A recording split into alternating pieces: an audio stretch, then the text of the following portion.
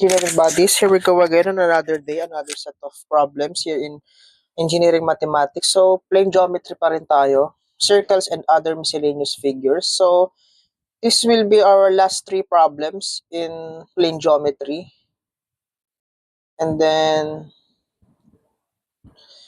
after nito, we can now proceed to solid geometry. Okay. So tara, let's solve this problem. The sum of the sides of two polygons is 12 and the sum of their diagonals is 19. The polygons are, okay, so meron daw tayong two polygons. So, pwede natin sabihin na yung N1, siya yung, let's say N1 and N2 na lang. N1, N2, number of sides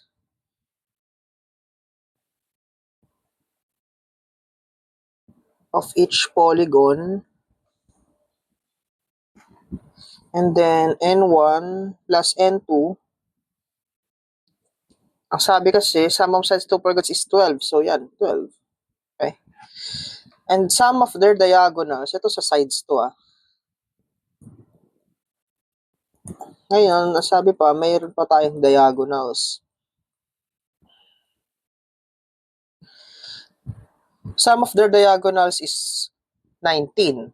So, meron tayong formula for finding the diagonals given the number of sides, no? So, hanapin lang natin yung formula na yun. I think dito siya. Kung tandaan nyo to, number of diagonals, yan, given the number of sides. So, n over 2, n minus 3. So, sa diagonals, sum of their diagonals. Okay. So, sum ng diagonals, so let's say D na lang, is n1 over 2, n1 minus 3. Kasi ba ganyan yan? Plus n2 over 2, n2 minus 3, which is 19. So, yan. So, meron tayong two equations, two unknowns, no? Ito n1 plus n2, tsaka ito. Pero pwede mong gawin, para mas madali na lang i-simplify, pwede rin ka namang mag-substitution. So, let's say, in terms of n1, so n1 is minus n2. So, ito, pwede mo siyang i-substitute ngayon dito. So, dito na siya, 19 is equal to, yung n1 mo is 12 minus n2 over 2.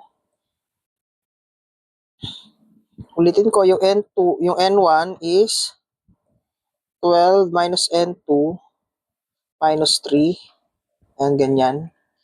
Tama ba? Plus n2 over 2, n2 minus 3. So, in terms of n2, makakuha tayo ng value ng n2. Using our calculator. So, 19 is equal to 12 minus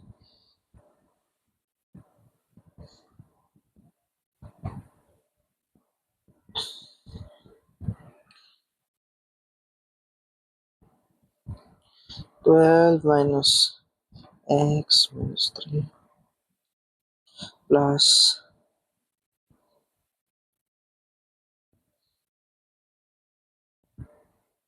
sana nasusundan kung paano ko nakuha.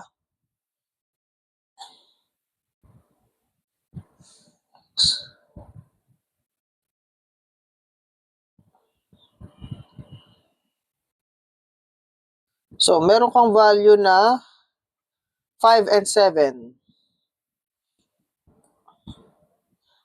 Sabi ko sa inyo, para quadratic equation siya, so vice versa siya. So, balikan natin to.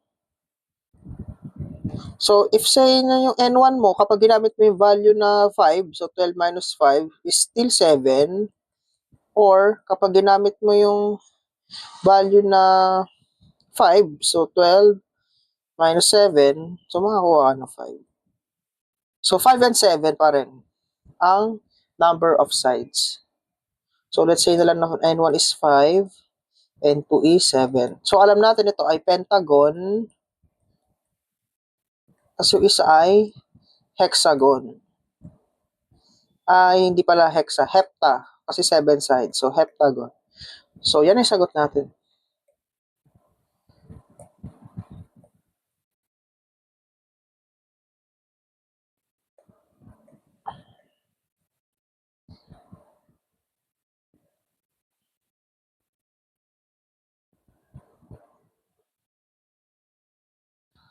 Pentagon and heptagon. So, letter A. So, dito, letter A. Dito pa lang, alam niyo na may 5, no? So, matic A na yan kasi wala namang pentagon na sa ibang choices. So, letter A na siya. So, that's how you solve this problem. Okay.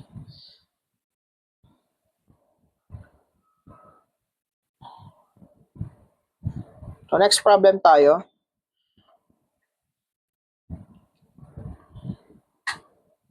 Two transmission towers 40 feet high is 250 apart. If the lowest point of the cable is 10 feet away, 10 feet above the ground, the vertical distance from the roadway to the cable is 50 feet from the center is, so,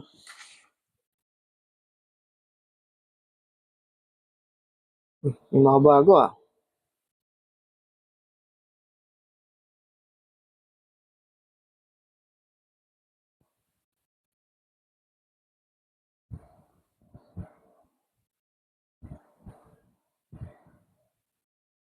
Pero ang kailangan natin is transmission tower. Pero kaya dito?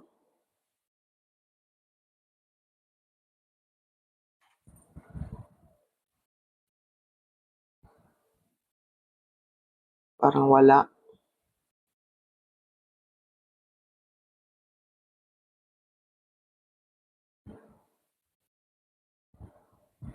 Hanap lang tayo guys sa pwede natin magamit.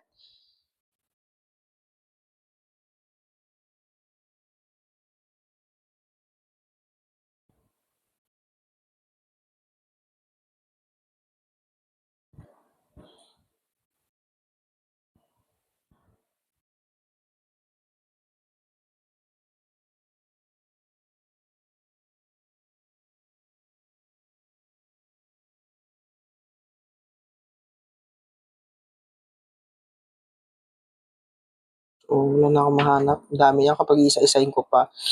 So, dito na lang tayo.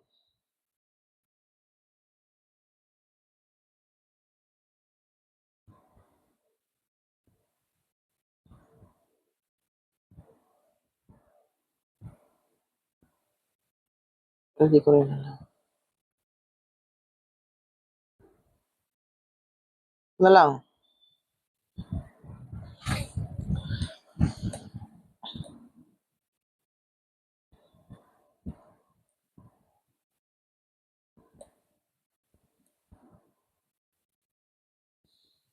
Tapos copy.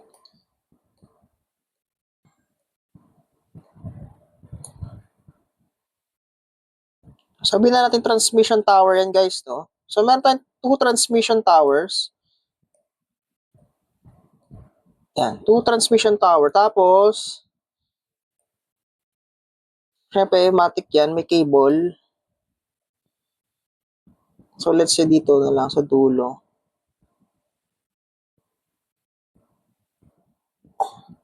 Ba't ganyan?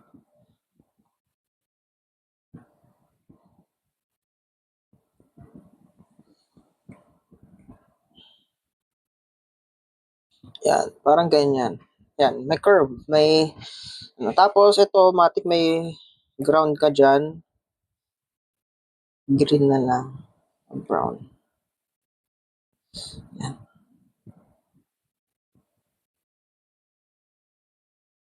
Yan, basta isipin nyo nakalay sa ground pareho. So, 40 feet high yung transmission line. So, i-note na natin dito.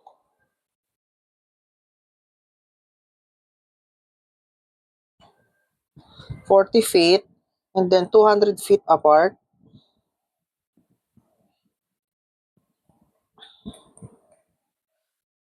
And then, ano bang sabi? If the lowest cable is 10 feet, so ito yung lowest, so ito daw, distance ito ay 10 feet.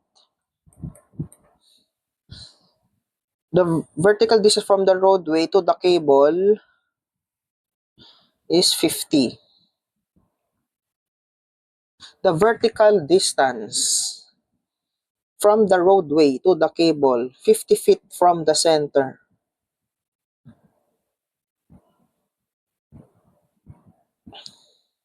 So ito 100, sasabihin natin 100 to. The vertical distance from the roadway to the cable, 50 feet from the center. So ito, ang distance na to 50. So 50, tapos since ito 50 to, yan. Kasi 100 yung, yeah. So yan na yung mga kailangan natin.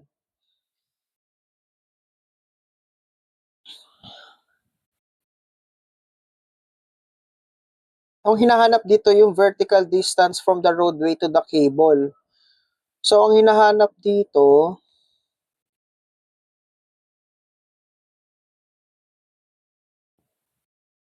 itong H na to. Ayan. Itong H. Which is, ang H na hinahanap is yung 10. So, let's say ito ay Y na lang. O X. X na lang. 10 plus X. From the, ang hinahanap ko si vertical distance from the road to the cable, 50 feet from center. Ito yung center, tapos bilang ka 50 feet. So, ito yung hinahanap mo. From the roadway. Ito yung roadway natin, yung ground. So, yan yung hinahanap natin, yung height na H. So, paano ba natin sinosolve itong gantong kind of problem? So, kung mapapansin nyo, parang nakabuo tayo ng parabola, no?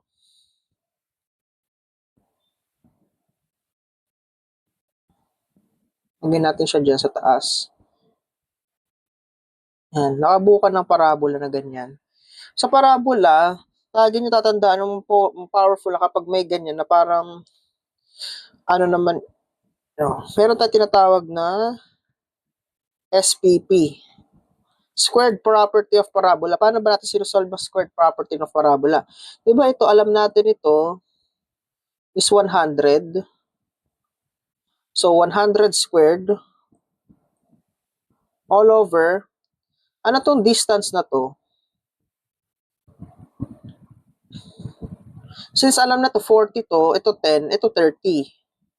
So, 100 squared over 30, itong part na to, kung saan ako nalilito, ito 100, tapos ito yung 30, is equal to, itong 50 squared all over the x. So, parang similar triangle. Ito yung 50. So, balikan natin. Ibang kulay na lang. Ito yung 50. Ito yung x.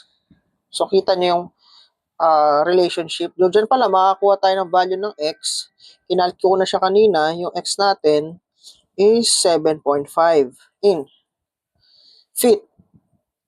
Ngayon, nasabi kasi, di ba yung h na to is yung 10 plus yung x. So, h is 10 plus 7.5.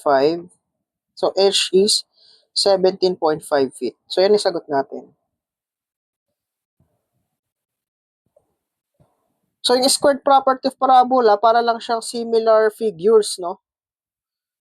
So, sana nakita niyo yung relationship. So, that's how you solve this kind of problem.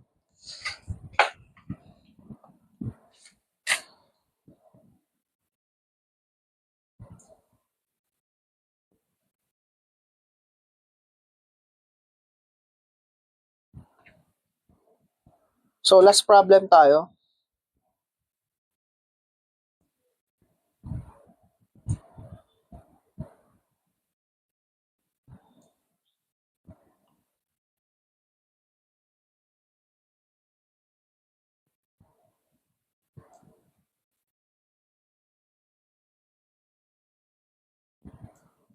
Okay. Determine the area of the regular hexagon inscribed in a circle having radius of having an area of 170 square centimeter. So first things first, let's draw the, tingnan natin kung may hexagon tayo.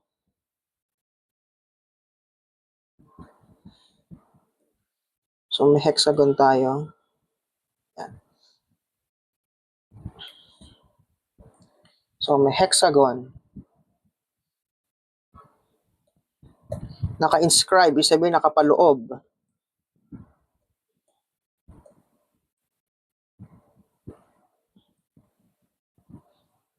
Dapat dikit yan. So, imagine nyo lang na nakadikit. So, yan. So, given naman, so may, pag naturo ko sa inyo nakaraan, kapag may nakita kayo ng ganyang inscribe, mag-drawing kayo ng triangle na ganyan. Tapos ito, nasuserve siya ng radius siya ng circle. So, since hexagon yan, parang ganyan yan eh. Yan. Yan. Yan. So, lumalabas, since divide mo sa 360, ito, 60 degrees. Okay. So, meron naman tayong area ng circle eh. Area ng circle is just pi r squared, which is 170. So, makakuha ka ng value ng radius dyan.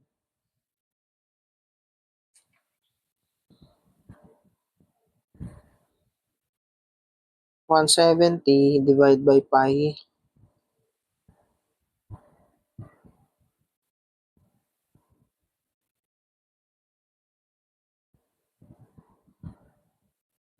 (54.113) or 127. 54.1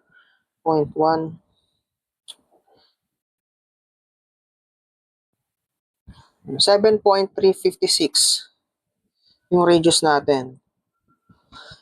Ngayon, pansin nyo naman na since 62,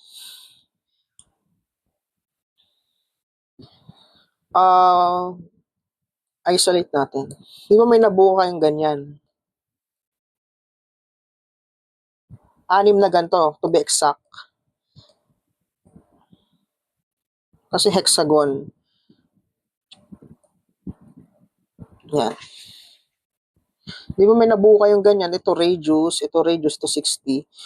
So, ang area ng hexagon is just area ng triangle na nabuo times 6 kasi 6 yung nabuo mong triangle. Isa, 2, 3, 4, 5, 6. So, 6 yung nabuo. Ano ba yung area ng triangle? Gamit ka na ng scissors formula, 1/2 r AB sin theta. So, i-reduce mo, 7.356 sin 60. O, pag nakabuo ka niyan,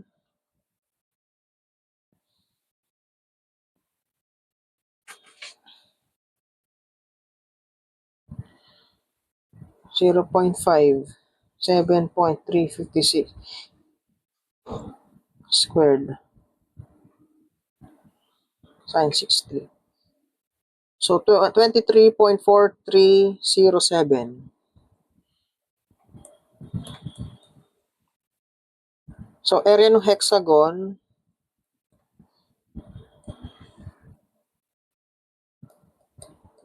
is just 6 times 23.4307 times 6.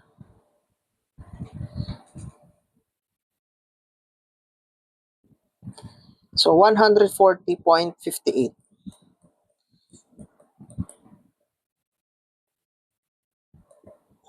Centimeters square. So, yan ang final answer natin.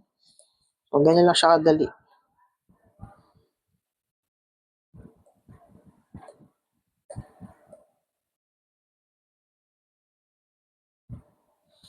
So, ito na, letter D. So, that's how you solve this kind of problem. So, this concludes our tutorials in plane geometry, no? So, next tayo, solid geometry. So, hopefully may natutunan kayo sa plane geometry kasi magagamit natin to sa solid geometry and other higher mathematics. So, for more engineering tutorials, please like and subscribe to my YouTube channel and hit the bell button para update tayo sa mga susunod pa nating tutorials. So, Happy watching, keep learning, and Padain engineers.